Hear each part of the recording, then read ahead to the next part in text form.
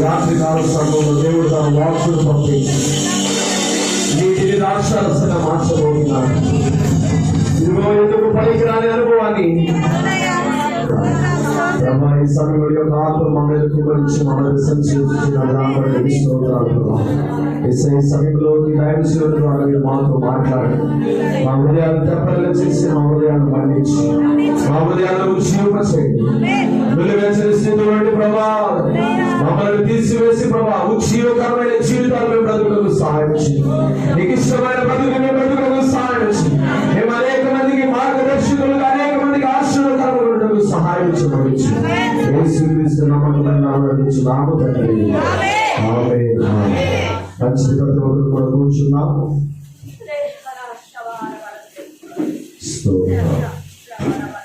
క్రమంగా కూర్చున్నాం.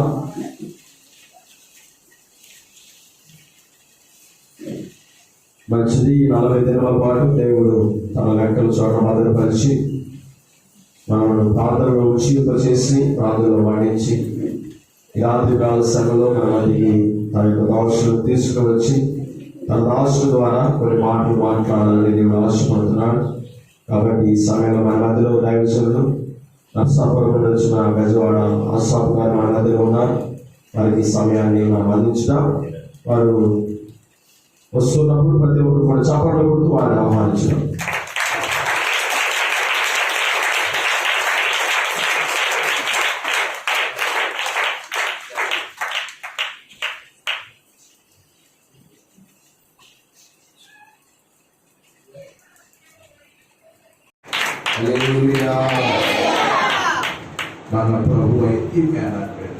మన ప్రభు అయిన యేసుక్రీస్తు వారి ఘనమైన నామములో ఈ రాత్రి ఈ పిదివస్ ఈస్టర్న్ చర్చిలో మనందరం కలిసి ఇలా దేవుడిని ఆరాధించుకుంటాం. దేవుడు మనకి ఇచ్చిన గొప్ప భాగ్యం అని ఎంచుకుంటున్నాను. నన్ను ప్రేమతో ఆహ్వానించిన అభిషక్తులు, దైవజనులు, దేవుడు దాసులు, ప్రేమదాస్ పాస్టర్ గారికి, దాస్బాబు గారు, వారి యొక్క కుమారులు మిస్సి కదా, వారికి మంచి సంగీతాన్ని అందిస్తున్న బిడ్డలకు మీ అందరికీ కూడా నా వందనాలు.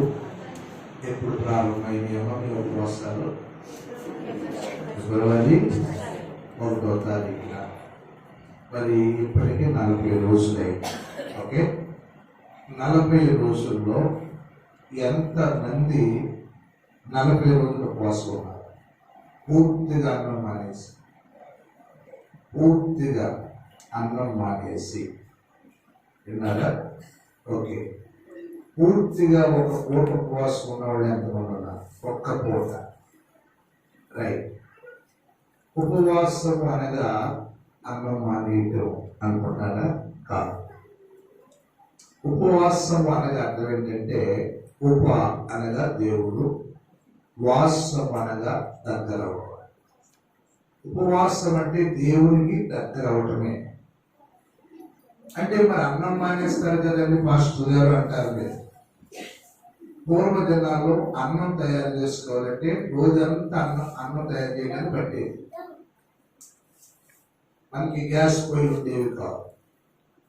అంటే ప్రతిరోజు ధాన్యం ఏం చేసుకునేవారు? ఉడకబెట్టే ధాన్యం చెప్పండి, దంచుకునేవారు.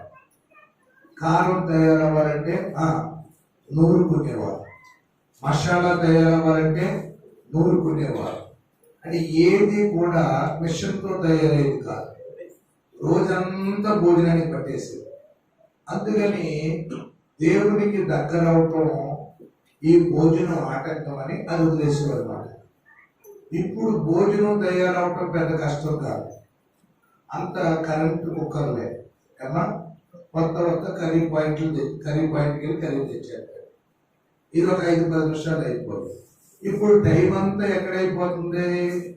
సెల్ ఫోన్ దగ్గర, టీవీల దగ్గర, అవునా కదా? అంటే దేవునికి దగ్గర అవటానికి ఏది మనకు అడ్డుగా ఉందో అది చేసుకుంటున్నాడు. హల్లెలూయా. మరి ఈ 40 రోజుల్లో మీరు ఎంతమంది ఎలాంటి ఆశీర్వాదాలు పొందారు నాకు తెలియదు, కానీ ఉపవాసంలో ఖచ్చితంగా దేవుని బిడ్డలారా ఆశీర్వాదం ఉంటారు. అసలు 40 అనేది ఎందుకు పెట్టారు చెప్పనా? యేసు ప్రభు వారు శిలువ శ్రమలు, అంటే శిలువ శ్రమ 40 గంటలు పడ్డారు. ఎన్ని గంటలు? యేసు ప్రభు శిలువ వేసే ముందు ఆయన శ్రమ పడింది 40 గంటలు. అందుకని మొదటి శతాబ్దంలో ఏం చేశారంటే, యేసు ప్రభు నమ్ముకునే వాళ్ళని చాలా హింసలు, కష్టాలు వచ్చేయాలి. ఆ కష్టాల్లో నిలబడతారా నిలబడరని 40 రోజులు ఉపవాసం పెట్టి అప్పుడు బాప్తిసం ఇచ్చేవారు. మొదటి శతాబ్దం, 2వ శతాబ్దం, 3వ శతాబ్దంలో 40 రోజులు ఉపవాసం ఉంటారు. ఏం పొందాలంటే బాప్తిసం పొందాలంటే. ఇప్పుడు బాప్తిసం అడిగినన్ని ఇచ్చేస్తున్నారు పాస్టర్ గారు, అవునా కదా? కానీ ఎందుకని? బాప్తిసం పొందేవాడు అంత బలంగా ఉంటారు. 40 రోజుల ఉపవాసం పెట్టేవారు. అలాగే యేసు ప్రభు కూడా ఆయన సేవ ప్రారంభించే ముందు ఎన్ని రోజులు ఉపవాసం ఉన్నాడండి? మాట్లాడండి. 40 రోజులు ఉన్నాడు. మోషే సీనాయి పర్వతం మీద ఆజ్ఞ పలకలు పొందడానికి 40 రోజులు ఉపవాసం ఉన్నాడు.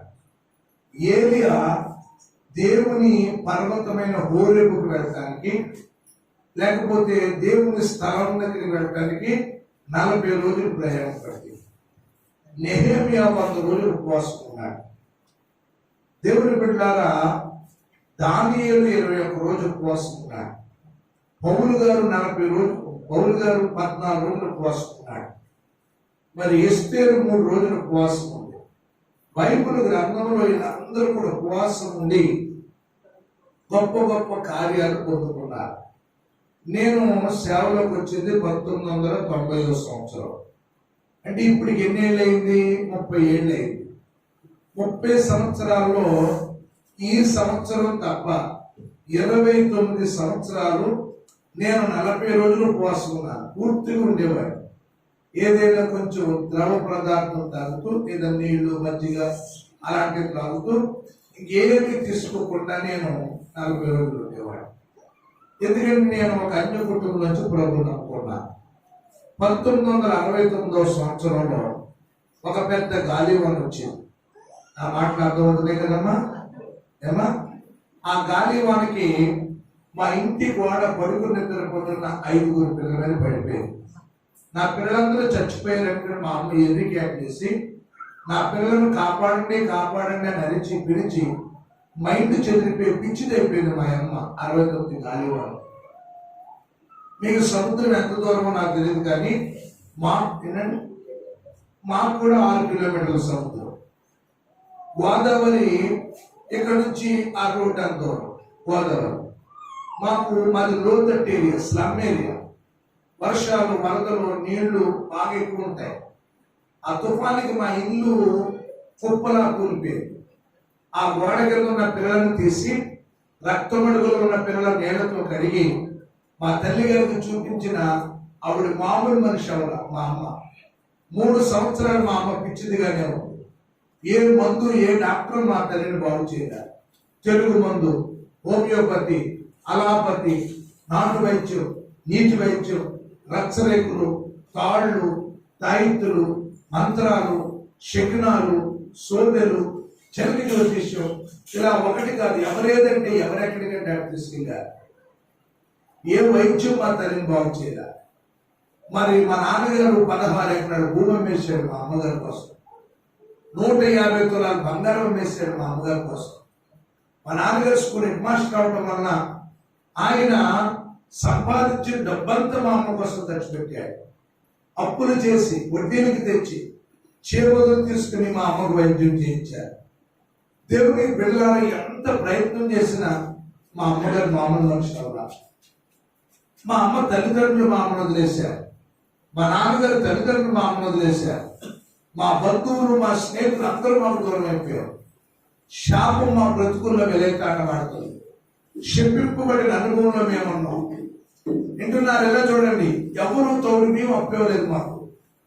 నా తర్వాత నా తమ్ముడు చెల్లి ఆకలేస్తున్నాను అని ఏడుస్తూ ఉంటే మా బంధువుల దగ్గరికి వెళ్ళి కొంచెం అన్నం పెట్టమని అడిగితే మిగిలిపోయిన అన్నం పెంట కుప్ప మీదైనా పడేసేవారు, కానీ కడుపుడు ఆకులతో మాకు అన్నం పెట్టలేదు. మా బంధువులేనండి, ఎవరో కాదు. దేవుడు బిడ్డలు, మా తమ్ముడు చెల్లి ఏడుస్తూ ఉంటే చిన్న బకెట్ పట్టుకుని గంజి అడుక్కుంటానికి వెళితే పెంట కుప్ప మీద పడేసే గంజి వేయడానికి బదులుగా కళ్ళల్లో కారం కొట్టి మా ఇంటికి రావద్దని చెప్పారు. అంటే ఏ స్థాయిలో ఏ స్థితిలో మేము ఉండిపోయాము సార్ ఆలోచించారు. ఒక ప్రక్కన పిచ్చిదైపోయింది మా అమ్మ, ఒక ప్రక్కన దేవుడి బిడ్డలు పిచ్చిదాన్ని బాగు చేయలేక అతలాకుతమైపోయాడు మా నాన్న. 8 మంది పిల్లల్ని పెంచలేక, పిచ్చిదాన్ని బాగు చేయలేక, ఉద్యోగం చేయలేక, అప్పులు వాళ్ళకి సమాధానం చెప్పలేక, దేవుడి బిడ్డలు మా నాన్నగారు కూడా మెంటల్ గా బీపీ షుగర్ వచ్చి చాలా బలహీనుడైపోయాడు. ఆలోచించండి, ఇది ఒక రోజు కాదు, ఇది ఒక నెల కాదు, ఇది ఒక వారం కాదు. ఇలాంటి పరిస్థితులు మా కుటుంబం చుట్టూ చుట్టుకున్నాయి. ఒకవేళ మీకు అబద్ధం అవ్వచ్చు, కానీ సత్యాన్ని మీకు చెప్తున్నా. ఎందుకంటే ఎవరినో నమ్మించడానికి, ఎవరినో ఒప్పించడానికి నేను ఇక్కడ రాలా, ఎవరినో మతంలో కలపడానికి రాలా. యేసు ప్రభువు దేవుడి బిడ్డలారా మా జీవితంలో ఎలాగ మమ్మలను ఆయన మాకు ప్రత్యక్షమయ్యాడు నేను చెప్తాను ఈ రాత్రి. అలాంటి పరిస్థితి దేవుడి బిడ్డలారా మా ఇంటి చుట్టూ ఉంది. మరి మా నాన్నగారు స్కూలుకు వెళ్ళి ఉద్యోగం చేసి జీతం అంతా కూడా అప్పుల వారికి కట్టేవారు. ఆ రోజుల్లో గవర్నమెంట్ హాస్టల్స్ కి వెళ్ళి మా పిల్లల్ని హాస్టల్లో పెట్టుకోండి, అన్నం లేక బాధపడుతున్నారంటే పెద్ద కులస్తులకి ఇందులో అవకాశం లేదని చెప్పారు. సరే, క్రైస్తవ హాస్టల్స్ ఉంటాయి కదా, అక్కడికి వెళ్ళి మా పిల్లల్ని హాస్టల్లో పెట్టుకోమంటే మరి ఉద్యోగస్తుల పిల్లలకి ఇందులో అవకాశం లేదని చెప్పారు. అంటే అన్ని దారులు కూడా మూయబడిపోయి, అన్ని దారులు కూడా స్తంభించిపోయి, దేవుడా బాధించే మాటలతో బంధువులు మా మనసును గాయపరిచారు. ఎవరైతే చేరదీయాలో చెరగొట్టారు. అందరూ మమ్మల్ని వదిలేశారు. మా నర్సాపురంలో, పశ్చిమ గోదావరి జిల్లా నర్సాపురంలో ఒక పాత ఎండి గారి హాస్పిటల్ ఒకటి ఉంటుంది. ఎండి గారి హాస్పిటల్ ఎదురుకుండా ఒక సత్రం ఉంటుంది. సత్రంలో పెళ్లిళ్ళు ఉంటాయి. మా తమ్ముడు చెల్లి ఏడుస్తూ ఉంటే మా పరిస్థితి ఎలా ఉందో చెప్పనా? ఆకలి బాధ దిగమింగుకుని పొట్ట పేగులు గట్టికిపోయిన పరిస్థితులు నేను మోకాడు కడుపులో పెట్టుకుని ఆకలి బాధ దిగమింగుకుని పడుకున్న రోజు నేను మా చెల్లి ఏడుస్తూ ఉంటే ఆ పెళ్లికి తీసుకెళ్లాను. ఒక రోజు ఆ మాసిపోయిన బట్టలు, శుభ్రం లేని, స్నానం లేని, తలకత్తిరింపు లేని, దేవుడు చాలా భయంకరమైన పరిస్థితుల్లో ఉన్న మేము ఆ బంతిలో కూర్చుంటే ఆ పెళ్లి తాలూకాడు వచ్చి అడిగారు, బాబు ఎవరు పిలిచారు ఈ పెళ్లికి, ఎవరు తాలూకా అని అడిగారు. ఎవరు పిలవలేదండి అని 2 చేతులు జోడించి ఆకలేస్తున్నాయా కొంచెం అన్నం తింటామంటే మీరు నమ్ముతారా? కాళ్ళ పట్టుకుని పైకి లేపి మెడ పట్టుకుని బయటికి లేపేసి ఆకలి రుచిరగదు అన్నట్టు వారు భోజనం చేసేదాకా కొట్టుకలు మింగి వారి ఇస్తర్లు బయట పడేస్తారే, ఆ ఇస్తర్లో వారు పిసికి పాడేసిన పెరుగాను, సాంబారాను, కుక్కలతో పద్ధతులతో పట్టేది.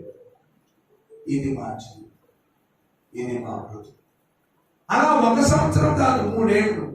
చివరికి తూర్పు గోదావరి జిల్లా అమలాపురం దగ్గర పిచ్చి ఆసుపత్రిలో మా నాన్నగారు మా అమ్మగారిని పెట్టారు. 3 నెలలు ఆయన వైద్యం చేశారు. ఆయన వల్ల కూడా కాదు. అక్కడ ఒక పెద్ద ప్రాముఖ్యమైన బోధ వైద్యుడు ఎక్కడ తీసుకెళ్ళిన ఆయన వల్ల కూడా కాదు. మా నాన్నగారు ఉండే నిర్ణయించుకున్నారు, ఈ మనిషి బ్రతకట్లేదు, చావట్లేదు, నేనే ఈమెను హతమార్చేయాలి, కడదేర్చేయాలని గన్నవరం గోదావరిలో మా అమ్మగారు దోసుకెళ్ళారు. 2 కొడుకులు, మా అమ్మతో నేను నాతో. మా తమ్ముడిని, నన్ను, మా అమ్మని గోదావరిలో త్రోసివేసి ఇంటికి వచ్చారనుకున్నాడు. ఎందుకంటే అప్పటికి పిల్లలు ఎంతమంది అండి? 8 మంది. అప్పులు వారికి సమాధానం చెప్పలేము, పిచ్చిదాన్ని బాగు చేయలేము. ఇలాంటి పరిస్థితుల్లో మా నాన్నగారు మా అమ్మగారిని కడదెచ్చారనుకుంటే ఆ పిచ్చి మీద జనం అటు ఇటు తిరుగుతున్నారు. గెంటడానికి అవకాశం లేక ఇంటికి తీసుకొచ్చి ఒక కట్టె తీసుకుని కర్ర తీసుకుని చావు దెబ్బలు కొట్టేసి చెప్పేస్తుంటే ఒక పెద్ద తల్లి ఆదుకుని, ఎందుకంటే మాస్టర్ ఇలా పడతారు, దీనికి ఒక మందు ఉంది, మార్గం ఉందని చెప్పి మా అమ్మని ఆ రక్తమడుగులో మా తల్లి లేపి తలకి ఒక టవల్ చుట్టి డాక్టర్ గారి దగ్గర తీసుకెళ్ళి కుట్లేయించి కట్లు కట్టేసి ఇలాంటి దైవజనులు తీసుకుని వెళ్ళింది. అది 1972 సంవత్సరం డిసెంబర్ నెల 22వ తారీఖు. 69లో దేవుని బిడ్డలారా నవంబర్ నెలలో పిచ్చిదైపోయింది మా అమ్మ. 72వ సంవత్సరం బాబు పిల్లలకు చేయాలి. 72వ సంవత్సరం డిసెంబర్ నెల 22వ తారీఖున అలాంటి సేవకుల దగ్గర తీసుకెళ్ళి చెప్తుంది, అయ్యా ఈవిడి పేరు బెజవాడ బొచ్చమ్మ, వీళ్ళ హిందువులు కాపులు నాయుళ్ళు 3 సంవత్సరాల క్రితం పిచ్చి పట్టింది. ఏ మందు ఏ డాక్టర్ ఈమెను బాగు చేయలేదు. యేసు నిజమైన దేవుడైతే, పాపులకు రక్షకుడైతే, రోగులకు వైద్యుడైతే, బాధల్లో బంధువైతే, వ్యాధులలో పరమ వైద్యుడైతే ఈ పిచ్చి మనిషి బాగు చేయమని చెప్పండి. ఆ దైవజనుడు మా తల్లి శిరస్సు మీద చేసి ప్రార్థన చేసినప్పుడు దేవుని వెలుగు మా అమ్మను తాకిందండి. దేవుని వెలుగు మా అమ్మను తాకిందండి. ఆమెను ఉన్న ప్రతి బలహీనత యేసే తీసివేశాడు. స్తోత్రం చెప్పండి.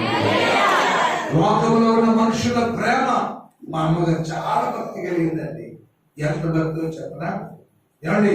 ఎంత భక్తి అంటే ఇక్కడ పాండురంగ గుడి ఉంది కదా, అక్కడికి వచ్చి ఎక్కడి నుంచి నర్సాపురం నుంచి వచ్చి ఈ పాండురంగ గుడికి వచ్చి రంగారంగా ఒక కొడుకును కూర్చుని నీ పేరెట్టుకుంటారనుకో. అలా కూతురు పుడితే రంగాన్ని పేరు పెట్టి విజయవాడకి అమ్మ ఒక కూతుర్ని నీ పేరెట్టుకుంటారు. అలా ఒక్కొక్క ఊరు వెళ్ళి స్తోత్రం చెప్పండి గట్టిగా. ఒక్కొక్క ఊరు వెళ్ళి ఒక్కొక్క పేరు పెట్టుకుంది. భక్తి అంటే పాపండి.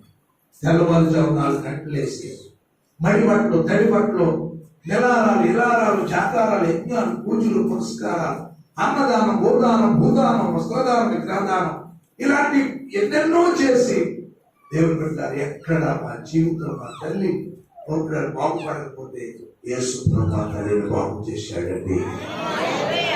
ప్రార్థన గురించి చెప్తున్నాను. దేని గురించి? మా తల్లి లోకంలో ఉన్న మనుషుల ప్రేమ, అందరి ప్రేమ చూసింది కదా, అందరికీ నిచ్చిన ప్రేమ ఎవరి ప్రేమ? ఆ ప్రేమామయుడిని ఆరాధించడం, ఆయన హత్తుకుంటే అలా 1 గంట కాదు, 2 గంటలు కాదు, 3 గంటలు కాదు. మీరు నమ్ముతారా? రోజుకి 18 గంటలు ప్రార్థన చేస్తుంది. ఈ రోజు కూడా ఎన్ని గంటలు? రోజుకి 8 గంటలు. ఆ ప్రార్థన మా కుటుంబం అంతటిని దేవుడు ఆశీర్వదించాడు. ఇక్కడే ఉండాలి కూర్చున్నా. దేవుని బిడ్డలారా, దేవుడు మా కుటుంబం అంతటిని దేవుడు ఆశీర్వదించాడు. స్తోత్రం చెప్పండి. హల్లెలూయా, హల్లెలూయా. మా అమ్మగారికి మేము 8 మంది పిల్లలం కదా, 8 మందిని దేవుడు సేవకులుగా చేశాడండి. 8 మంది సేవకులమే. ఒక ప్రార్థన ఈ 40 రోజుల ఉపవాస ప్రార్థనలో నీ భర్త మారాలని, నీ కొడుకు మారాలని, నీ కూతురు మారాలని, లేకపోతే ఈ గ్రామము ఇది ఎవరండి బుద్ధారపాలెంలో ఎంతమంది మారాలని నువ్వు ప్రార్థన చేసావో ఆ ప్రార్థన ఆలకిస్తాడు. హల్లెలూయా. మా తల్లి ఒకమే యేసుప్రభు నమ్ముకుంది. యేసుప్రభు నమ్ముకునే అద్భుతాలు మా జీవితంలో జరగలేదు. ఎన్నో శ్రమలు. మా నాన్నగారు చాలా కాలం మారలేదు. మా నాన్నగారు తల్లిదండ్రులు మారలా, మా అమ్మగారు తల్లిదండ్రులు మారలా. ఈమె ప్రార్థన ద్వారా ఒక్కొక్కరిని ఆమె మార్చుకొని ఈ రోజు నాడు నర్సాపూర్లో 2000 మంది సంఘం అండి. విన్నారా? దేవుడు 13 బ్రాంచ్ సంఘాలండి. నన్ను దేవుడికి సేవకి ఇచ్చిందండి. చిన్నప్పుడే దేవుడి బిడ్డలు ఉన్నతమైన ఉద్యోగాన్ని విడిచిపెట్టి సేవలోకి వచ్చానండి. మా అమ్మగారి ప్రార్థన మా కుటుంబం అందరినీ కూడా దేవుని సేవకులుగా చేసింది. స్తోత్రం చెప్పండి. హల్లెలూయా. ఈ రోజు 40 రోజులు కూడికలు ఇక్కడ జరిగాయి. ఈ ప్రార్థన మందిరంలో ప్రార్థనలు జరిగాయి. మరి ఎంతమంది పాల్గొన్నారో, ఎంతమంది ఉపవాసం ఉన్నారో, ఎంతమంది దేవుని పెట్టారా, దేవుని ప్రజలారా ఆ ప్రార్థన బలం పొందుకున్నారో మరి ఒక్కసారి ఆలోచించండి. ఈ రోజు దేవుని పెట్టారా ఒక దైవజనుడి గురించి మీ ముందు ఉంచుతాను. మరి ఆ దైవజనుడు ఎలా ఆశీర్వదించబడ్డాడో ఈ రోజు మీకు నేర్పిస్తాను. దానికి వాక్యం బాగా చదవగలిగిన వారు, పరిశుద్ధ గ్రంథంలో నుండి వాక్యం బాగా చదవగలిగిన వారు, యెహోషువ గ్రంథం 10వ అధ్యాయం 41వ వాక్యం చదవండి గట్టిగా. యెహోషువ గ్రంథం 10:41. యెహోషువ గ్రంథం 10వ అధ్యాయం 41వ వాక్యం చదవండి. కాదేషు బర్నేయ మొదలుకొని గాజా వరకు, గిబియోను వరకు, గోషేను దేశమంతటిని యెహోషువ జయించెను. చాలు, అందరూ నాతో ఈ మాటలండి. కాదేషు బర్నేయ మొదలుకొని గాజా వరకు, గిబియోను వరకు, గోషేను దేశమంతటిని యెహోషువ జయించెను. మళ్ళా యెహోషువ జయించెను. మళ్ళా యెహోషువ జయించెను. నా వైపు చూడండి. యెహోషువ అనగా అర్థం యెహోవా నా రక్షకుడు అని అర్థం. ఈ యెహోషువ యెహోవాను రక్షకుడిగా చేసుకున్నాడు. ఇలా యెహోవాను నాయకుడిగా చేసుకున్నాడు. యెహోవాను దేవుడిగా చేసుకున్నాడు. అందుకనే దేవుడు అంటాడు, యెహోషువ నీ ఎదుట ఎవ్వరూ నిలబడు, నేను మోషేకు తోడైనట్టు నీకును తోడుగా ఉన్నాను. యెహోషువ ఇలా చూడాలి, మీరు ఎక్కువ తెలియవద్దు. యెహోషువ మరి 7 జాతులను జయించాడు. 7 జాతులను జయించాడు. యెహోషువ 31 రాజును జయించాడు. ఏ దేశానికి వెళ్తే ఆ దేశంలో జయమానండి, ఏ ప్రాంతానికి వెళ్తే ఆ ప్రాంతంలో, ఎక్కడ అడుగు పెడితే అక్కడ, ఏ రాజుతో యుద్ధానికి వెళితే ఆ రాజు మీద, ఏ జాతి మీదకి యుద్ధానికి వెళ్తే ఆ జాతి మీద వాటమి అనేది, చెప్పండి, ఓడిపోవటం అనేది అతని జీవిత యాత్ర అంతా కూడా జయ జీవిత యాత్రగా దేవుడు మలిచాడు. ఇంత గొప్ప జయి పొందాడే. పోనీ ఇతను ఏమన్నా రాజు గారు కాదు. ఇతను ఏమన్నా ప్రవక్త కాదు. ఇతను ఏమన్నా యాజకుడా, అది కాదు. ఇతను ఏమన్నా సైన్యాధిపత కాదు. ఇతను ఏమన్నా బాగా యుద్ధంలో నిపుణత కలిగినోడా కాదు. ఇతడు కేవలము ఒక సామాన్యమైన పరిచారకుడు. చెప్పండి, ఎవరు? పరిచారకుడు. మందిరంలో పరిచర్య చేస్తారా చేయరా? మందిరంలో దైవజనునికి పరిచర్యలో తోడ్పడతా. ఈ మందిరాన్ని ఊడుస్తారు, ఈ మైక్ సెట్ పెడతారు, వాయిద్యాలు వాయిస్తారు. దేవుని బిడ్డలారా, ఇలాంటి కూడికల్లో చిన్న చితక పని చేస్తారే, అలాంటి పరిచారకుడే ఎవరు? దేవుని మందిరంలో పరిచర్య చేసేవాడు. దైవజనుడైన మోషేకు పరిచర్య చేసేవాడు. మోషేకి తైలం రాయటం, మోషేకు బట్టలు ఉంచటం, మోషేకి ఒళ్ళు వత్తటం. అంత మాత్రమే కాదు, దేవుడి యెహోవా మోషేను పిలిచి, మోషే నేను మీ మధ్య నివాసం ఉండటానికి నాకు ఒక ప్రత్యక్షము గుడారం కట్టమని చెప్పాడు. ఆ ప్రత్యక్ష గుడారము పొడవు 45 మూరలు, ఆ ప్రత్యక్ష గుడారము ఎత్తు 15 మూరలు, ఆ ప్రత్యక్ష గుడారము వెడల్పు 15 మూరలు. ఆ ప్రత్యక్ష గుడారములో 3 స్థలాలు కట్టమన్నాడు. 1 ఆవరణము, 2 పరిశుద్ధ స్థలం, 3 అతి పరిశుద్ధ స్థలం. ఆ ప్రత్యక్ష గుడారములో 9 ఉపకరణములు ఉంచమన్నాడు. 1 దేవుని బిడ్డల బలిపీఠము, 2వది ఇత్తడి గంగాళం, 3వది మొదటి జడ, 4వది బంగారు వృక్షం, 5వది సన్నిధి రొట్టెల వల్ల, 6వది ధూపవేదిక, 7వది 2వ తెర, 8వది మందసం, 9వది కరుణాపీఠం. ఈ ప్రత్యక్ష గుడారమునకు మోషేకి పరిచర్య చేసే పరిచారకుడే ఎవరు? ఇతను ఎక్కడికి వెళితే అక్కడ స్తోత్రం చెప్పండి గట్టిగా. ఏ దేశానికి వెళ్తే ఆ దేశంలో చెప్పండి, ఏ ప్రాంతానికి వెళ్తే ఆ ప్రాంతంలో, ఏ రాజుతో యుద్ధము చేస్తే ఆ రాజు మీద జయం. హల్లెలూయా. గట్టిగా చెప్పడం పెట్టండి. యెహోషువ ఇచ్చిన జయ జీవితం ఈ 40 రోజుల ఉపవాస కూడికల్లో ఉన్న మీ అందరికీ యేసయ్య దయచేయబోతున్నాడు. హల్లెలూయా. హల్లెలూయా.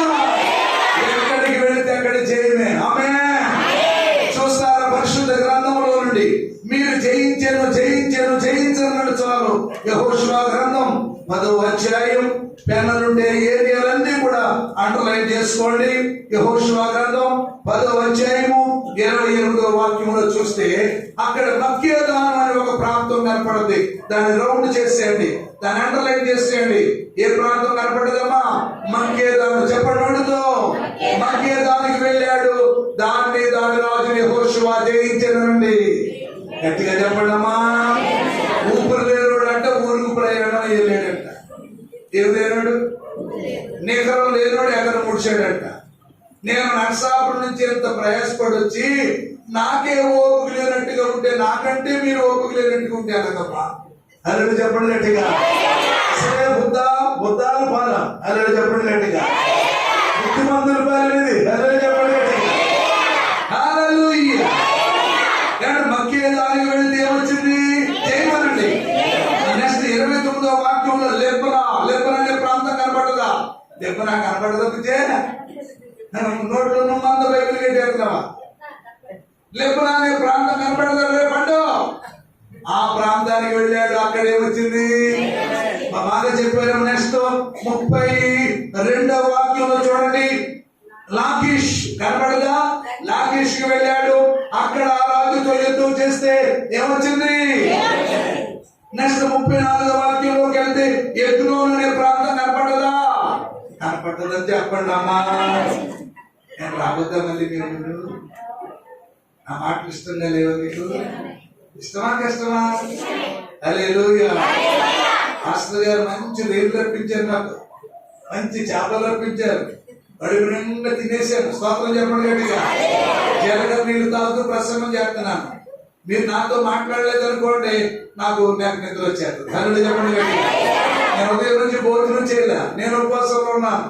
ఇంకా పాస్టర్ గారు పెట్టారు, తిన్నాను. కొంచెం రైస్ తో తినలేదు కానీ చపాతీ తిని కర్రీస్ తినేసి వచ్చేసాను. హల్లెలూయా చెప్పండి గట్టిగా. ఇష్టమేనా కష్టమా? నేను తింటాం. హల్లెలూయా. ఇప్పుడు ప్రసంగం మీకు ఇష్టమా కష్టమా? ఇప్పుడు ఎక్కడికి వెళ్ళాడు? ఎగ్లోనికి వెళ్ళాడు. ఏమొచ్చింది? జయమాన. Next page తిరగేయండి. 36వ వాక్యం. 36 26 36 పెడితే హెబ్రోన్ అనే ప్రాంతానికి వెళ్ళాడు. చెప్పండి ఎక్కడికి?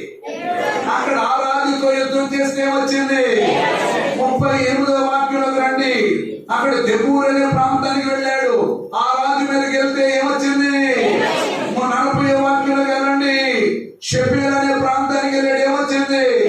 ఇప్పుడు మీరు గట్టిగా చెప్పండి. షెఫీలాకి వెళ్ళినా జయమేనండి. దెబూర్కి వెళ్ళినా, ఎబ్రోనికి వెళ్ళినా, ఎగ్లోనికి వెళ్ళినా, లాకీషుకి వెళ్ళినా, లెబనాకు వెళ్ళినా, మక్కేదానికి వెళ్ళినా, ఎక్కడికి వెళ్ళినా ఇందుకంత జయం వచ్చింది. పోనీ ఏమన్నా ఇది ఆరిదేరున్నాడో ఎంతోరా? చెప్పండి. ఏమీ లేదు. మందులు పడగొట్టడం, దైవదేవుడు పాడేలా వద్దటం, తైలం రాయటం. స్తోత్రం చెప్పండి గట్టిగా. శుభ్రం చేయటం, ఇదే పరిచర్య. నీ జీవితంలో ఎప్పుడైనా మందిరం ముడిచావా? ఏంటి ఆయన అంశం ఆయన చెప్పమనుకున్నారా? ఆయన అంశం ఏంటమ్మా? ఆయన ఏమీ చెప్పమనలేదు. ప్రేమరాజు గారు ఎంత ప్రేమ కలిగినాడు. స్తోత్రం చెప్పండి గట్టిగా. అయ్యా ఇదిగో మార్చి నెల 12వ తారీఖు అయ్యా కూడికయ్యా రెండయ్యా అన్నాడు. మరలా జ్ఞాపకం చేసయ్యా రెండయ్యా అన్న తప్పితే అయ్యా మా సంఘం ఇలాగా, మా ఊరిలాగా, ఆవిడిలాగా, ఈవిడిలాగా, ఆయనలాగా ఏమీ చెప్పలేదు. మా బలిపేట మీద చెప్తున్నాను. స్తోత్రం చెప్పండి గట్టిగా. ఎప్పుడైనా మందిరంలో పరిచర్య చేసావా? ఎప్పుడైనా ఇలాంటి కూడికలో పరిచర్య చేసావా? యెహోషువ పరిచారకుడు. ఆ పరిచర్య చేసే వ్యక్తిని దేవుడు ఆశీర్వదిస్తే ఎక్కడికి వెళుతుంటే అక్కడ జయము రావడానికి గల కారణం దేవుని నామాన్ని ధరించుకున్నాడు. యెహోవా నామం బలమైన దుర్గము, నీతిమంతుడు అందులో నీవు పరిగెత్తుకుని వెళ్ళి సురక్షితముగా ఉంటాడు. నీ జీవితం క్షేమముగా సురక్షితంగా ఉండాలంటే యెహోషువ లాంటి అనుభవాలు కావాలి. యెహోషువ ఎక్కడికి వెళితే అక్కడ జయ జీవితం పొందడానికి కారణాలు ఏంటో చెప్పనా? అతడు పాపమును సమర్థించుకోలేదు. నాతో చెప్పండి, యెహోషువ పాపమును అతనిలో ఉంచుకోలేదు. అంటే పాపమును లోపల దాచుకోలే. అంటే ఏం చేశాడు? పాపాన్ని చెప్పండి, ఒప్పుకున్నాడు. ఏం చేశాడు? ఒప్పుకున్నాడు. అంటే ఇశ్రాయేలీయులు హాయి అనే ఒక చిన్న ప్రాంతం మీద యుద్ధానికి వెళ్ళారు. యెహోషువయే పంపాడు ఆవిడ. అయితే నా వైపు చూడండి, మీకు స్టోరీలా చెప్పేస్తాను. హాయి అనే ప్రాంతానికి వెళ్తే ఇశ్రాయేలీయులు హాయిని చాలా తేలిగ్గా జయించారు. అలాంటి ఇశ్రాయేలు జయించలేకపోయారు, ఓడిపోయారు, పారిపోయారు, తల్లడిల్లిపోయారు, హతులైపోయారు. ఈ సంగతి విన్నాడు యెహోషువ. ఇశ్రాయేలు ఓడిపోయారని, పారిపోయారని, చచ్చిపోయారని విని వెంటనే ఇలా చూడండి, బట్టలు చింపేసుకున్నాడు, బూడిద చల్లుకున్నాడు. తాను ఇశ్రాయేలు పెద్దలు యెహోవా నిబంధన మందసం దగ్గరకు వచ్చి ముఖము నేల మీద మొక్కుకుని, ప్రభువా ఎందుకు ఇశ్రాయేలు చచ్చిపోయారు? ఇశ్రాయేలు చచ్చిపోవడానికి కారణం నేనే, కారకుడిని నేనే పాపం చేశాను అని యెహోషువ దేవుని సన్నిధిలో తన స్థితిని ఒప్పుకున్నాడు.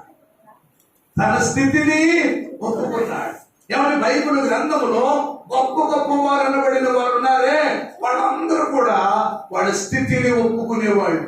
400 మంది పనులు అండి అబ్రహం గారి ఇంట్లో. చెప్పండి, ఎంతమంది మీ ఊర్లో ఉన్నారు? 400 మంది పనులు ఉన్న ఇల్లు ఏముందా?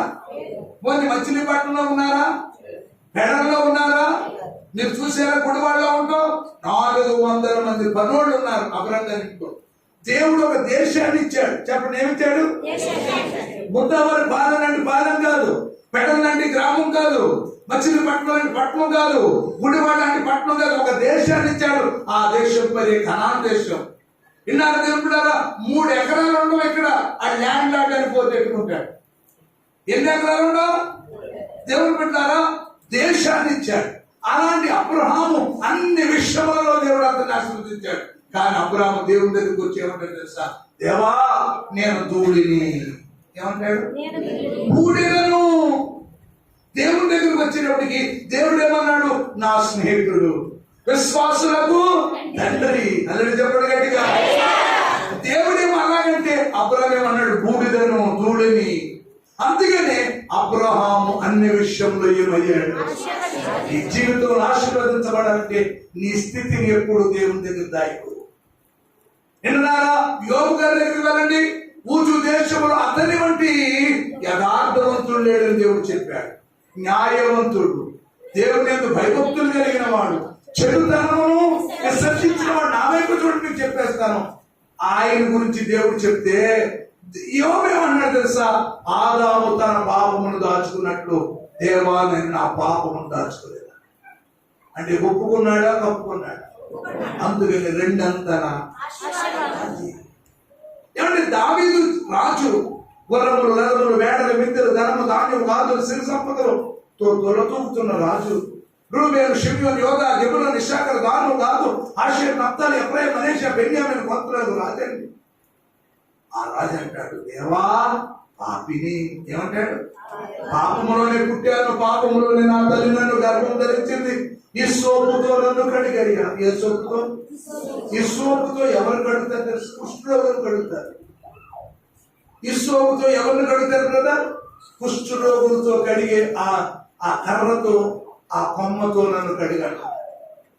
దావీదేమన్నాడు? నేను పాపిని, పాపములోనే పుట్టాను, పాపములోనే మా అమ్మ నన్ను గర్భం ధరించిందయ్యా, నేను పాపిని అన్నాడు. అలా ఒప్పుకున్నాడు కాబట్టి దావీదు దేవుడు అంతకంతకు ఆశీర్వదించాడు. పౌలు భక్తుడు మీకు తెలుసు కదా, ప్రభు కోసం 5 సార్లు పడడానికి ఉంటుంది. 40 పౌలు చొక్క ఇప్పి బెత్తంతో కొట్టారు, రాళ్లతో కొట్టారు, తల తీసేశారు, దిగంబరిగా ఉన్నాడు, వాడ పగిలి పడవ పగిలి ఎన్నోసార్లు సముద్రంలో ఉన్నాడు, ఉపవాసం ఉన్నాడు, జైల్లో ఉన్నాడు. అతని చేతి గుడ్డలు తగ్గుతుంటే రోగులు బాగుపడేవారు, అతను నీడ పడితే చచ్చిపోయిన వేసేవారు.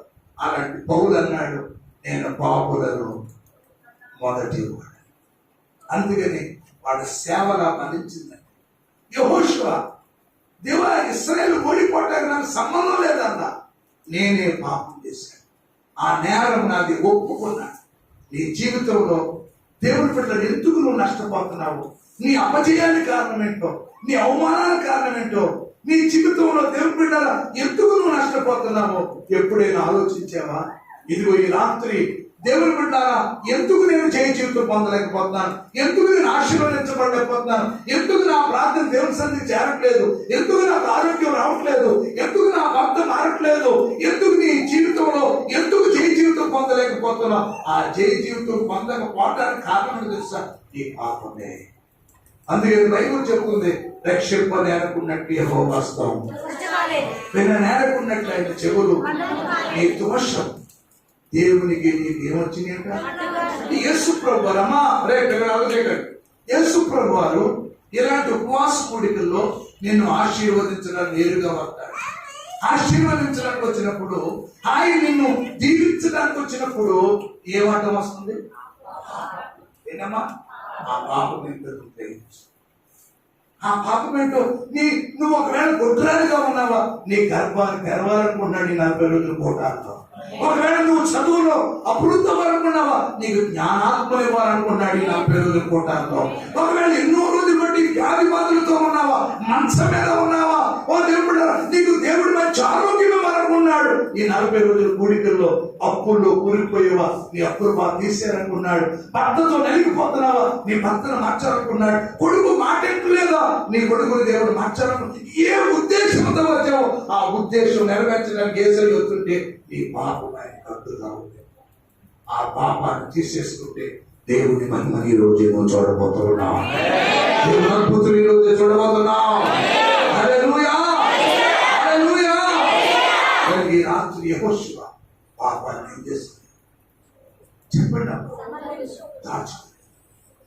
బైబిల్ గ్రంథంలో ఎంతో మంది ఉన్నారండి. నా ప్రసంగం టైం 3 గంటలండి. ఎన్ని గంటలమ్మా చెప్పండి? ఎన్ని గంటలు? కానీ అయ్యగారు మంచోడు. ఎందుకో తెలుసా? మిమ్మల్ని ఒక టయానికి పంపించాలనుకున్నారు. నేను కూడా దూరం నుంచి వచ్చాను కాబట్టి ఓ సమయం చెప్పారు, ఆ సమయాన్ని నేను పిలుస్తాను. దేవుని పెట్టారా, యెహోషువ జీవితంలో జయ జీవితం పొందడానికి అక్కడ పాపాన్ని దాచుకోవాలి. బైబిల్ గ్రంథంలో కొంతమంది పాపాన్ని కప్పుకొని ఏం చేశారు? కప్పుకొని శాపగ్రస్తులు. కొంతమంది ఒప్పుకొని దీవించబడ్డారు. అందుకని దేవుడు అంటాడు, పాపీరావా పాపము విడచి పరిశుద్ధులా బిందులు చేర. పాడండి. పాపము విడచి పరిశుద్ధులా బిందులు చేర.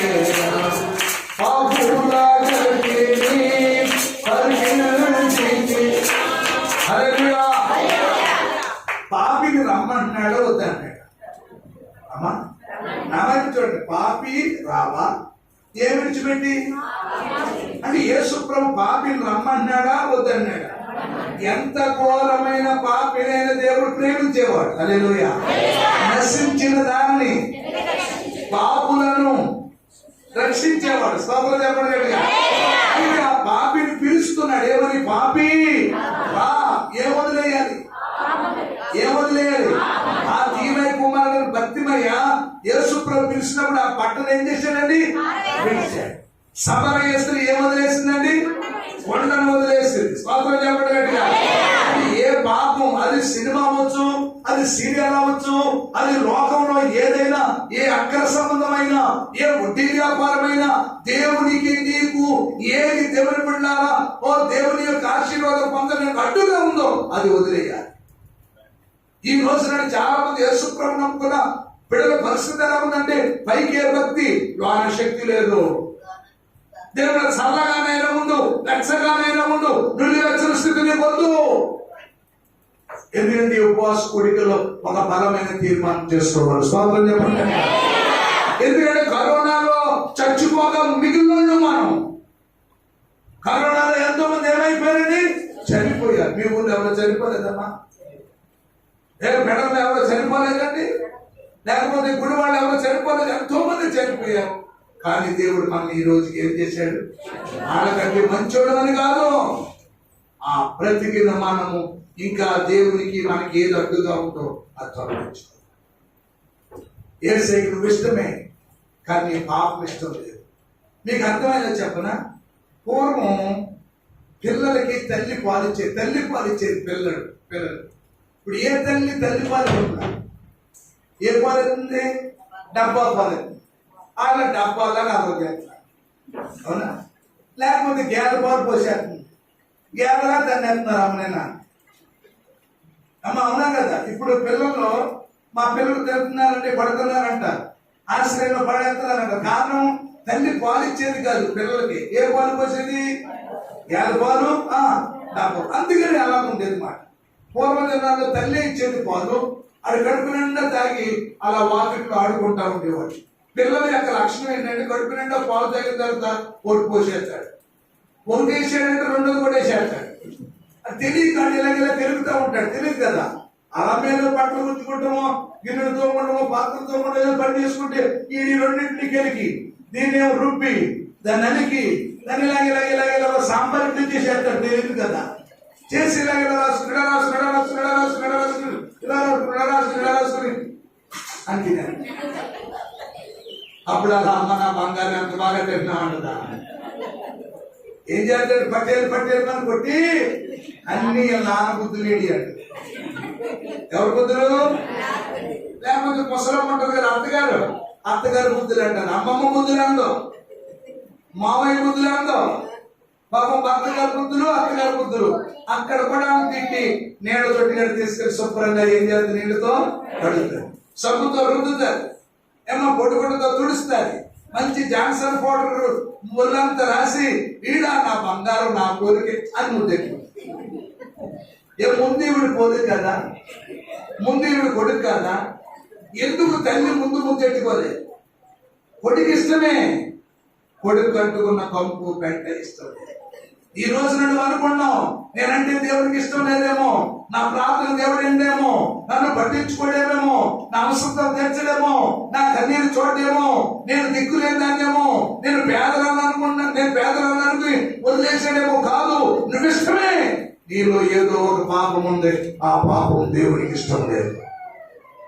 అందుకని యెహోషువ అన్నాడు, ఇదిగో మిమ్మల్ని మీరు పరిశుద్ధపరచుకోండి, మీలో పాపం ఉన్నది, ఇదిగో ఇశ్రాయేలు మధ్య పాపం ఉంది, మిమ్మల్ని మీరు పరిశుద్ధపరచుకోండి. ఆ పాపం ఏదో నీకే తెలుసు. ఈ రోజు నాడు దేవుడు నీతో మాట్లాడుతున్నాడు. 40 రోజులు ఉపవాసం ఉన్నావు, ప్రార్థన చేసావు, దేవుని సన్నిధిలో పాటలు పాడావు, క్రమంగా వచ్చావు. కానీ ఇంకా దేవుడికి నీకు అడ్డు ఏదో ఉందో అది తీసుకువేసుకోగలిగితే యెహోషువకి ఇచ్చిన జై జీవితం దేవుడు నీకు ఇవ్వబోతూ ఉన్నాడు. హల్లెలూయా. యెహోషువలో మొదటి అనుభవం ఏంటంటే అక్కడ పాపమును అతడు ఉంచుకున్నాడు. రెండవ అనుభవం చెప్పనా? అతడు వేకువని లేచి ప్రార్థన చేశాడు. యెహోషువ గ్రంథం 3వ అధ్యాయం 1వ వాక్యం చదవండి. యెహోషువ, అందరూ నాతో చెప్పండి యెహోషువ. అందరూ చెప్పండి యెహోషువ. ఎప్పుడు లేచేవాడమ్మా? 6:12 చదివితే యెహోషువ గ్రంథం 6:12. ఉదయమున ఎప్పుడు లేచేవాడు? ఇందాక ఎప్పుడు? వేకువని. అమ్మా, ఉదయమున యెహోషువ లేవగా, నా వైపు చూడండి, ఉదయాన్నే లేచి దేవునికి మొర్ర పెట్టేవాడు. ఏం పెట్టేవాడు? కృపను వెతికేవాడు. దేవుని కృప, దేవునికి మొర్ర పెట్టేవాడు. సోమరి కాదు, బద్ధకస్తుడు కాదు, చురుకైన వాడు. ఉదయమునే, వేకువని. అందుకని విలాప వాక్యాలు చదువు ఇలా చూడండి, ఏమంటాడు? రేయి మొదటి జామున మొర్ర పెట్టు అన్నాడు. ఏ జామున? రాత్రి మొదటి జాము ఏది? రాత్రికి మొదటి జాము ఏదండి? రాత్రి మనం చూడండి ఒకసారి. రాత్రి ఎప్పుడు స్టార్ట్ అవుతుంది? సాయంకాలం 6 గంటల నుంచి 9 గంటల వరకు రాత్రి మొదటి జాము. రెండవ జాము 9 నుండి 12. మూడవ జాము 12 నుంచి 4వ జాము 3 నుంచి 6. ఇది రాత్రి మొదటి జాము.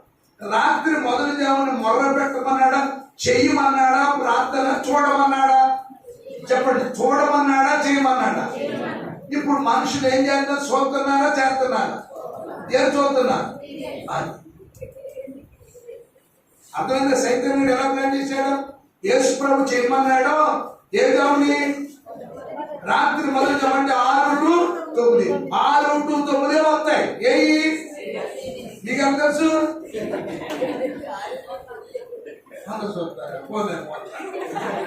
మంచి కూడా నా ఇంట్లో టీవీ లేదు, నిజం చెప్తున్నా. అంటే టీవీ తప్పనట్లా, దేవుడు ఏది చూడాలని చూడం. ఎందుకంటే ఆటోమేటిక్గా కూర్చుంటాం, అన్ని వచ్చేస్తాయి, అన్ని చూసేస్తాం. ఆ తర్వాత చూసేద్దాం ప్రభాసారి అంటాం. ఇప్పుడు చూడటం వల్ల, దావీదు చూడటం వల్లే కదా వచ్చింది తంట. మిద్దె మీద నుండి ఏం చేశాడు? యుద్ధమందు నేను వదిలేండి అలా అన్నాం. మిద్దె మీద నుండి చూడరాని దృశ్యములు కనులగాంచినాను, ముద్ది వీడినాను, హద్దు మీరినాను, లేదు నాలో జీవం, ఎరుగనైతి మార్గం, ఒక్క మాట చాలా. 2 మాటలు మిద్దె మీద నుండి చూడరాని చూశాను. ఈ రోజు నాడు దేవుడు పెట్టారా? దేవుడు చేయమంటే చేయకుండా చూడరాని చూసి మనం ఏం చేస్తున్నామంటే దేవుడి ఆశీర్వాదాలు పోగొట్టుకున్నాం. యెహోషువ ఎప్పుడు లేచేవాడు? చెప్పండి, ఎప్పుడు? ఉదయమునే అని చెప్పండి గట్టిగా. ఉదయమునే. ఎక్కడుండేవాడు? నిర్గమాకాండ 33:10 చదవండి. నిర్గమాకాండ 33:10. ప్రజలందరూ ఆ మేఘస్తంభం ఆ గుడారపు ద్వారమున లేచి ప్రతివాడును తమ తమ గుడారపు ద్వారమునొద్ద నమస్కారము చేయించు. మనుష్యుడు తన స్నేహితులతో మాట్లాడినట్లు యెహోవా మోషేతో ముఖాముఖిగా. చదవండి, బాగా వినాలి. తర్వాత అతడు పాలెములోనికి తిరిగి వచ్చుచుండగా, ఇప్పుడు బాగా వినాలి, అతని పరిచారకుడును నూను కుమారుడునైన యెహోషువ అను. అందరూ చెప్పండి, ఎవరు? అందరూ చెప్పండి. యవనస్తుడు. ముసలోడు కాదు, వయసు అయిపోయినాడు కాదు, నిద్ర పట్టినాడు కాదు. విన్నారా? యవనస్తుడు అంట. గుడారములోంటి వెలుపలికి రాలేదంట. చేతుల పైకి స్తోత్రం చెప్పండి. ఎక్కడుండేవాడు చెప్పండి? అందరూ చెప్పండి. గుడారం. గుడారం అంటే ఏమనుకున్నారు మీరు? దేవుని మందిరం. అంటే సొలొమోను యెరూషలేములో మందిరం కట్టక ముందు, యెరూషలేములో మందిరం ఎప్పుడు కట్టడం ప్రారంభించారు తెలుసా? ఇశ్రాయేలుకు అతడు 3వ రాజు. మొదటి రాజు సౌలు, 2వ రాజు చెప్పండి, 3వ రాజు సొలొమోను. సొలొమోను రాజయ్యాక 4 ఏళ్లకి యెరూషలేములో మందిరం కట్టడం మొదలు పెట్టాడు. యెరూషలేములో 11 సంవత్సరాలు పరిపాలన చేస్తున్నప్పుడు మందిరం ముగించాడు. 7 ఏళ్లు మందిరం కట్టాడు. ఆ 7 ఏళ్లు మందిరం కట్టక ముందు ఇశ్రాయేలు అందరూ గుడారములో దేవుడు ఆరాధించేవారు. స్తోత్రం చెప్పండి గట్టిగా. ఇప్పుడు యెహోషువ ఎక్కడుండేవాడు? గట్టిగా చెప్పండి. గుడారం అంటే ఏంటి చెప్పండి. అంతే. ఎక్కడుండేవాడు? 40 రోజులు ఉపవాసుకోవడం జరిగినాయా, జరగలేదు? ఇక్కడ గట్టిగా చెప్పండి. 40 రోజులు ఖచ్చితంగా వచ్చిన వాళ్ళు ఉన్నారా ఇక్కడ? అందరూ 40 రోజులు ఒక్క రోజు కూడా ఆబ్సెంట్ అవ్వకూడదు. చెయ్యి లేపడం కాదు. 40 రోజులు 40 రోజులు 1 2 అయ్యగారికి అమ్మగారికి తప్పదు కదా, అయ్యగారితో పాటు పిల్లలు తప్పదు కదా. 1 2 3 4 అని అక్కర్లేదు వచ్చే బాబు. ఈయన వచ్చేట అక్కర్లేదు. ఏమన్నా 40 రోజులు రాలేదు. ఏమన్నా దూరం నుంచి రావాలి మనం ఏమన్నా చాలా కిలోమీటర్ల. మా అమ్మగారి గురించి చెప్పడం మీకు, యేసు ప్రభువుని నమ్ముకున్న మొదటి వారం నుండి మా నాన్నగారి మార్గ 3 మైళ్ళు నడుచుకుంటూ 10 సంవత్సరాలు అనండి ఒక్క ఆదివారం ఆబ్సెంట్, ఒక్క ఆదివారం. దేవుడు పెట్టారు. మన ఏం చేస్తాం తెలుసా? చుట్టాలు వచ్చారంటే ఆదివారం చుట్టాలు వస్తే మినపగారు నుండి పెట్టాకే కొడుకునేమో పప్పు రూపడానికి పంపుతారు, భర్తనేమో కోడి మాసాన్ని పంపుతారు, కూతురునేమో మసాలా అంటావు, నువ్వు వంటగదులు అతికిపోతావు.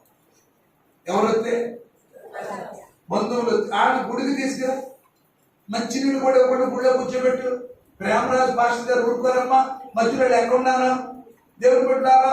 అంత అయిపోయిన తర్వాత ఇంటికి తీసుకెళ్ళి మరి చెత్తపండు చాలు అన్నం పెట్టు. బతుకున్నంత కాలం ఇంటికి ఆదివారం రాదు, బతుకున్నంత కాలం ఇంటికి ఏ రోజు రాదు. ఎందుకని? తీసుకొచ్చి ఎక్కడ కూర్చోబెట్టు. ఇక్కడ మోకాళ్ళు బజ్జి అయిపోయి లేకపోతే ఊరుకోవాలి. 3 గంటలు అయిపోయారు. ఇక్కడ ఇంటికి తీసుకొచ్చిందా కోడి మాసమా?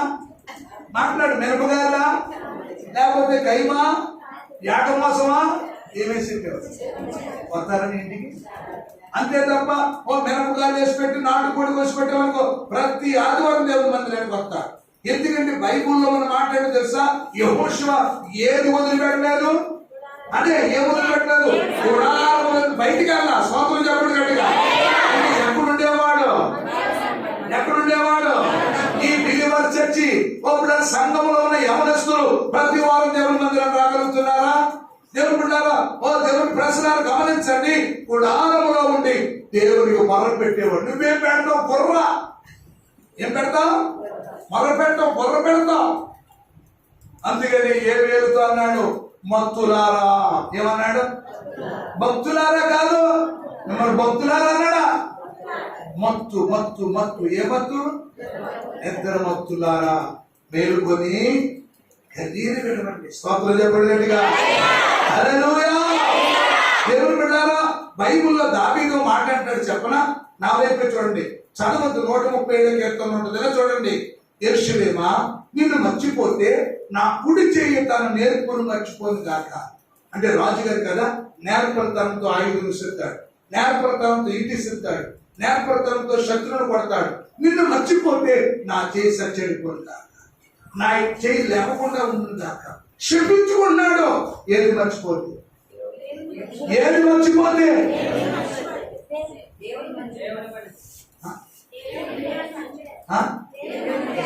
దేవుని అది పాయింట్.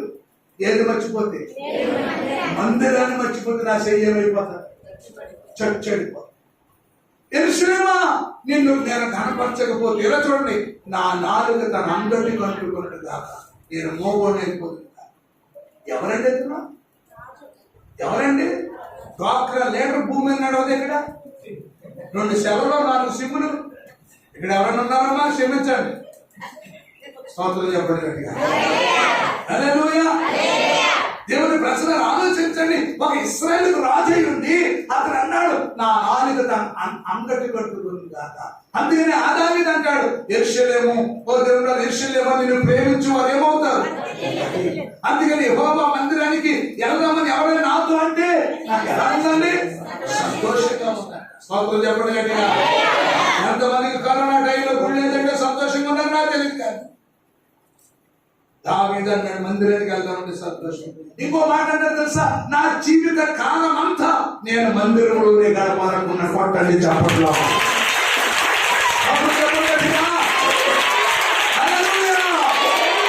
ఎక్కడ గడపాలనుకుంటాడు బాబాయ్? మందిరంలో. ఎక్కడ గడపాలనుకుంటాడమ్మా? అది దావీదు. అందుకనే దావీదుతో దేవుడు ఏమని తెలుసా? నీ నడుములో నుండి వచ్చిన వాడు ఇశ్రాయేలుకు రాజుగా ఉండక మానడా. నీ పిల్లల పిల్లల పిల్లలు ఎక్కడ ఉంటారు? సింహాసనం కదా. స్తోత్రం చెప్పండి. ఎక్కడ ఉంటారండి? దేవుడు ఆశీర్వదిస్తాడు. దేవుడి మందిరంలో ఉన్నాడు. హల్లెలూయా. నేను 30 సంవత్సరాలు పగలు లేదు రాత్రి అయ్యగారు ఫోన్ చేశారు 4 గంటలకు. ఎప్పుడు ఎక్కడ ఉన్నానండి? మీటింగ్ లో ఉన్నా. అల్లుడు చెప్పండి. పగలు రాత్రి నేను సత్యం చెప్తున్నా. నా కంటికి నిద్ర రాను, నా శరీరాన్ని అలసిపోను. దేవుడు నా ప్రభు వరకు ఇంకా చెయ్యాలని ఆశ. స్తోత్రం చెప్పండి. 40 రోజులు దేవుడు ఈ సంఘాన్ని ప్రేమించి మంచి దైవజనునిచ్చి మీటింగ్స్ పెడితే అమ్మ 4-5 చేతులు వచ్చిందిగా. ఎంత దుఃఖకరం, ఎంత బాధకరం. యెహోషువ వేగము నిలిచి దేవుడికి మాట్లాడు. ప్రార్థన ఏంటండి? ఏ మోకాళ్ళు వంగేయో పరలోకంలో ప్రభు చెవులు వచ్చిన ప్రార్థన. ప్రార్థననే మేఘాలు సిద్ధం చేసుకుంటే ఆశీర్వాదం అనే వర్షాలు నీ మీద కురుతాయి. దేవుని బిడ్డలారా, దేవుని ప్రసరాలా, ప్రార్థన అంటే ప్రభుత్వం మాట్లాడతాం. చెప్పండి. 2 మన జీవితంలో లేకుండా రోజుగా ఉండకూడదు. 1 దేవుడితో మనం మాట్లాడాలి, దేవుడు మనతో మాట్లాడాలి. దేవుడు మనతో మాట్లాడాలంటే ఏంటి? దేవుడు మనతో మాట్లాడాలంటే ఏంటి? వాక్యం చదవాలి. దేవునితో మనం మాట్లాడాలంటే అందుకని భక్తుడు అంటాడు, నీవు మాట్లాడని రోజునా నా కన్నులకు నీతుల కరువాయెను. ఏంటంట ఆయన ఆశ. నేను పాటలు పడుతుంటే ఏర్పడి ఉంటే బాగుంటుంది. స్తోత్రం చెప్పండి గట్టిగా. హల్లెలూయా. నువ్వు మాట్లాడకపోతే నాకు ఎందుకు ఏమి రాదు. నేను చెప్తున్నాను, టిఫిన్ తినని రోజు ఉండొచ్చు, భోజనం చేయని రోజు ఉండొచ్చు, ఏమండి, కానీ దేవుడితో మాట్లాడిన రోజు నీకు ఉండకూడదు. ప్రార్థన అంటే ప్రభుత్వం మాట్లాడు. Speaking with God, communication with God, fellowship with God. స్తోత్రం చెప్పండి. విన్నారు దేవులారా? దశమ భాగాలు ఇచ్చే అలవాటు మీకు ఉందో లేదో నాకు తెలియదు, కానీ దశమ భాగం అంటే డబ్బులే కాదు, రోజుకి 2 గంటల 40 నిమిషాలు దేవుడికి ఇవ్వాలి. నేనే మాస్టర్ గారి దగ్గర బైబిల్ ట్రైనింగ్ కావాలా. అనేక దేశాలు నేను వెళ్ళాను. దేవుడు బిడ్డలారా, ఈ మచిలీపట్నం స్థలంలో ఎన్నో సంవత్సరాలు నేను వస్తున్నా. సత్యం చెప్తున్నాను, ఏ మాస్టర్ గారి దగ్గర నేను నేర్చుకోరా, ఏ బైబిల్ గారి నేర్చుకోరా. నా వాడి ఏంటో తెలుసా? వేకువ నేనేసి చాలా చీకటి ఉండగా వేసి మోకాళ్ళు వేసి ప్రభు కృపను వెతుకుతానండి. ప్రభు నేను ఎక్కడికి వెళ్తే అక్కడ వాడుకోనాయన. స్తోత్రం చెప్పండి. నేను ఏ సంఘానికి వెళ్తే ఆ సంఘానికి దీవించిన ఆయన. హల్లెలూయా. ఎక్కడికి వెళ్తే అక్కడ అద్భుతాలు చేయను ఆయన.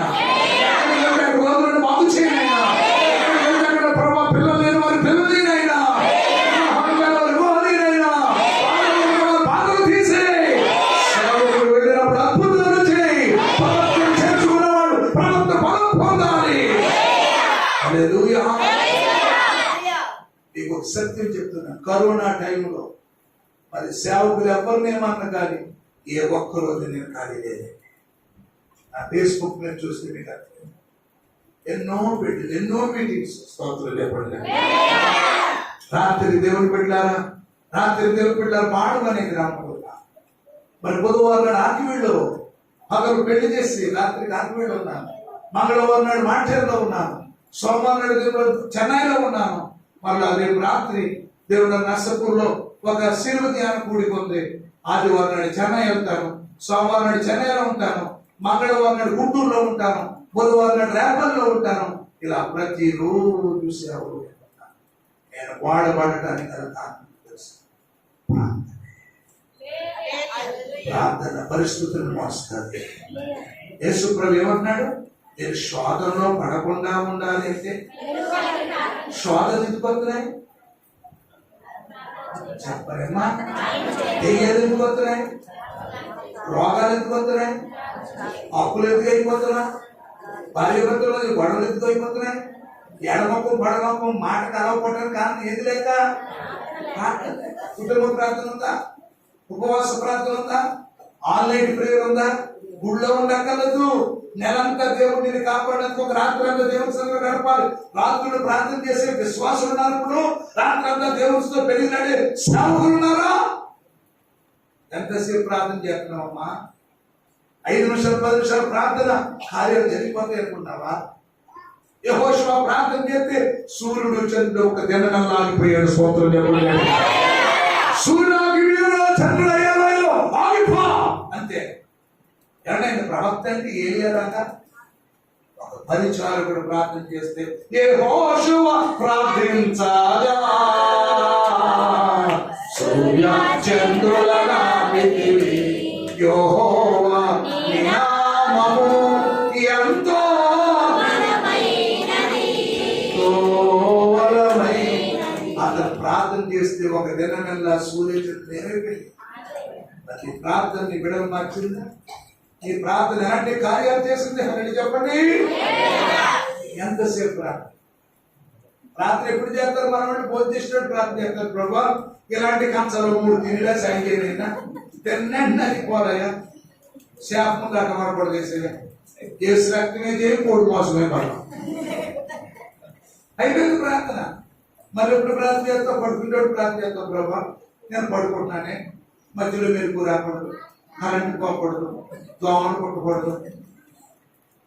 అమ్మా ఏం కొట్టకూడదు అంటే చేసుకునే వాళ్ళు ఉంటారు. గుడ్ నైట్ మొన్న ఒక ఆవిడ ప్రార్థన చేస్తుంది. ఎక్కడో కాదు, బంధంలోనే మీటింగ్ అయిపోయింది. నేను మొత్తం కార్యక్రమం ప్రభు అప్రభు అప్రభు అప్రభు ఆయన నేను పడుకుంటున్నాను. ఆయన ఏదో ఇంట్లో పిల్లలతో చెప్తారు కదా, తలుపులన్నీ తాళేసి ఎట్లా ఆఫీస్ పడుకొని కూర్చోన్నట్టు ప్రభు నేను పడుకుంటున్నానే. ఆ చుట్టూ నీ బంగారు దోతలు కాపలా పెట్టవా? ఏ దోతలు? ఏ దోతలు? ఇప్పుడు చుట్టూ బంగారు దోతలు కాపలా పెట్టాలంటే ఇప్పుడు పడుకుంటే ఎవరో వేసుకో పని లేదా? పైగా పెంచాడు, పై పెంచాడుంది. ప్రభా నా చుట్టూ నీ దోతలు పాతి, చుట్టూ దోతలు పాతిస్తే ఇప్పుడు రాత్రంతా కోరస్ చేసుకుంటా కీబోర్డ్ లో కూడా దొరకవా రాగాను అమ్మా.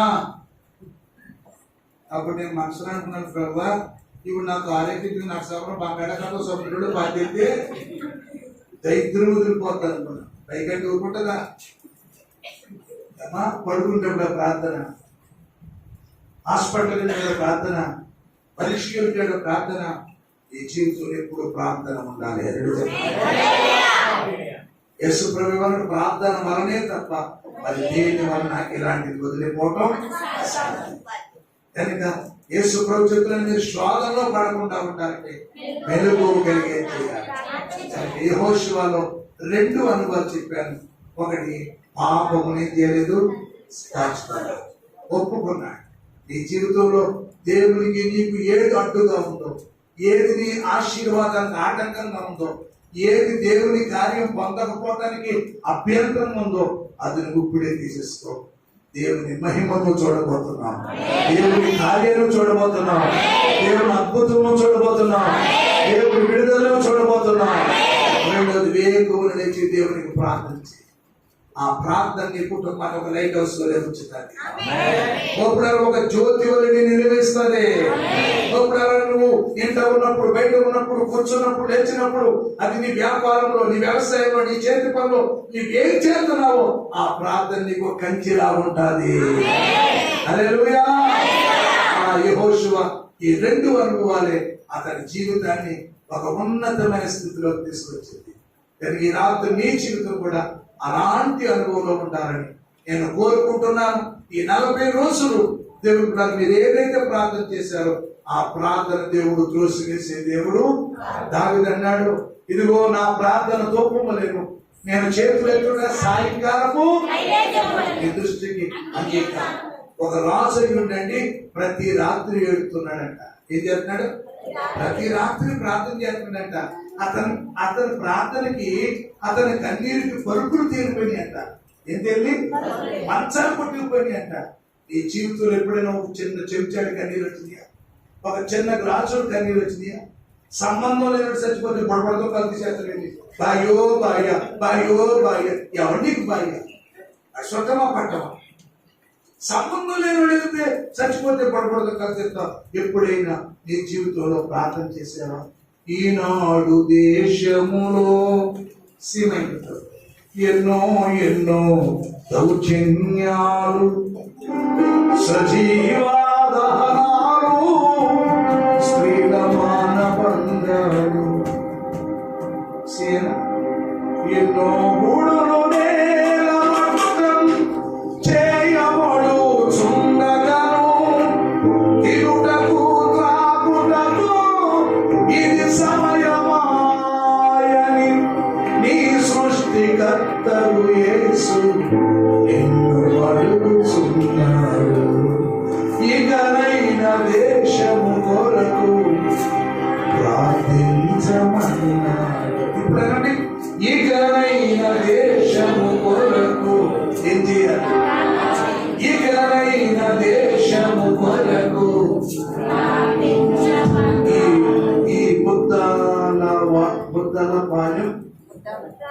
ఉద్దనపాలెం కోసం ఏం చేయాలి? ఇకనైన దేశము కొరకు ఏం చేయాలి? దేశం అంటే మట్టి కాదు, దేశం అంటే ఎవరన్నా? రామారావా ఇంకా ఉన్నాడమ్మా? ఇకనైన దేశము కొరకు ఏం చేయాలి? ఇంట్లో కొరకు ఏం చేయాలి? ఈ గ్రామం కోసం ఏం చేయాలి? ఈ ప్రాంతం కొరకు ఏం చేయాలి? మారని బిడ్డల కొరకు ఏం చేయాలి? సంఘం కొరకు ఏం చేయాలి? 40 రోజులు ఏం చేస్తాం? ఎంతమంది వచ్చి ఎందుకమ్మా 40 రోజులు ఏం చేస్తాం?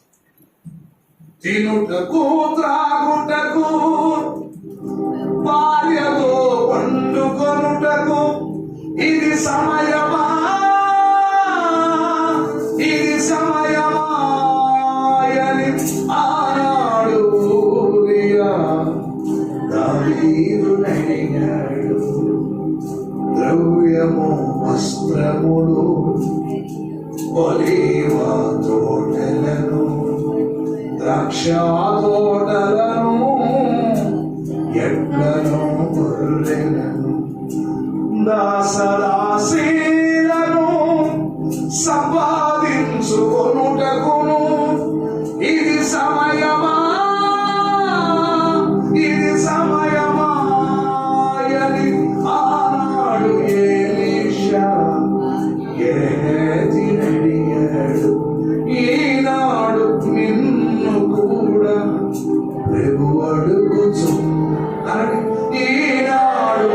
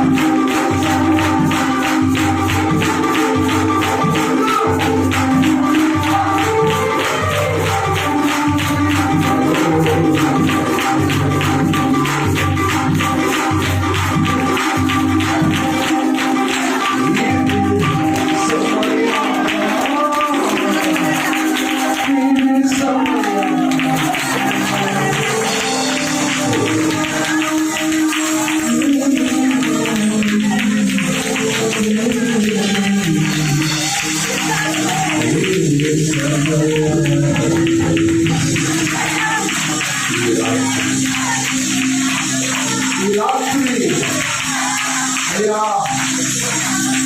నా జీవితం హోషం